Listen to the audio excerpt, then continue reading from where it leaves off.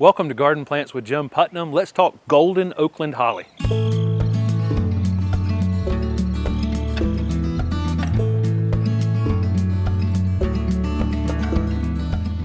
This is Golden Oakland Holly from the Southern Living Plant Collection.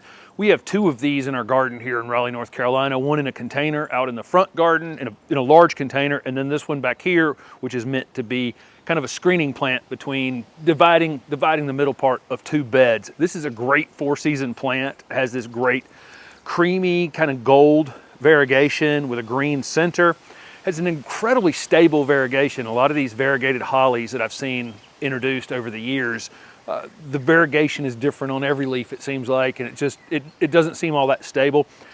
Two things: I've yet to see this one ever revert, meaning I've never seen any green shoot come on it at all. And the variegation is very stable, the same top to bottom. This one has an incredibly narrow habit, which is really nice. Some of our other upright hollies tend to be a little more pyramidal, a little wider at the base. So this one, has a lot of uses, being this tall and this narrow. This one hasn't been pruned at all. It very much has an oak-like leaf. These look wicked, and a lot of these hollies are, very spiny, but this one really, the spines never really get all that hard. You can figure out a way to get in that old growth and it sting a little bit, but it's not any big deal. There are a lot of these new hollies that are like this. They're almost false holly-like, where you can still touch them, but they look like they would be wicked. Again, great four-season plant. It's like this. It looks like this year-round. We're in the new growth phase here in April, so the variegation is a little bit lighter color. It will fade. The center green part will become darker green as the season goes on, so it will fade a bit from what you see right now. It does flower, it does fruit. I have not seen this fruit as heavily as some of the other hollies that were, kind of known for having lots of red berries on them in the fall, but it will have some. And it seems to take a couple of years to get that going. The one in the front garden in the container has bloomed a lot this spring, so I expect it to have a lot more berries than it had last year.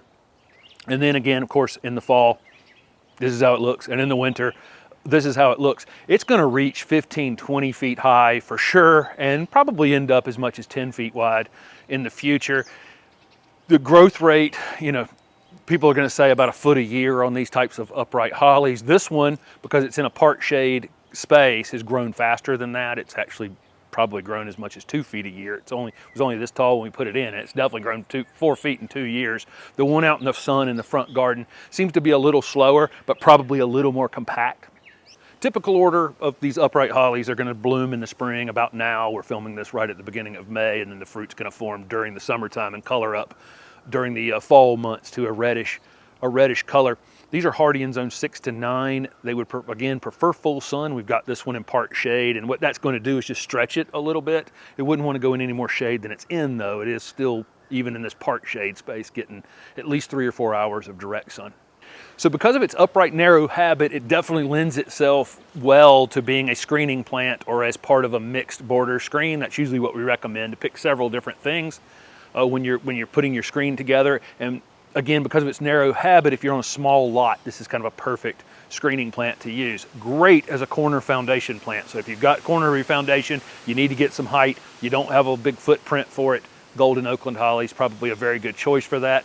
We have one in a container, again, in the front garden, and then it can go in any kind of formal garden because it has kind of a formal shape, or it looks good in a cottage garden where you put other just kind of wild perennials around it, things that get different heights and shapes. It would look great as a backdrop to those kinds of things as well. Most of these upright hollies are pretty tough plants. You put this in a spot that's just evenly moist, someplace that moist or partly dry, it dries out between waterings. That's what you're looking for.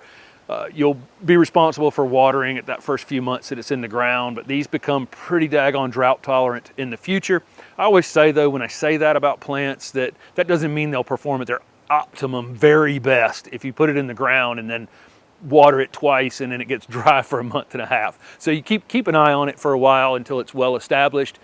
These can be pruned, in the late winter, early spring. You can shear them a bit. That will cost you some berries. It's one of those things about these types of upright hollies. If you're growing them for the fruit, then the berries, then any kind of pruning you do at any kind of time of the year is going to mess with that some. But if you have a wild limb on it here or there, you can prune it. One of the beauties of this plant is this one's never been touched with a blade, and it looks pretty daggone good, really. Could I have the shape a little bit tighter? Yeah, with a little bit of shearing, but I don't think it's necessary. Looks great without that. We fertilize everything in the garden here in the late winter, early spring. It's well mulched. We've watered it when it needed water, and that's it. Really very, very low maintenance plant. But this is Golden Oakland Holly from the Southern Living Plant Collection. Thanks for watching.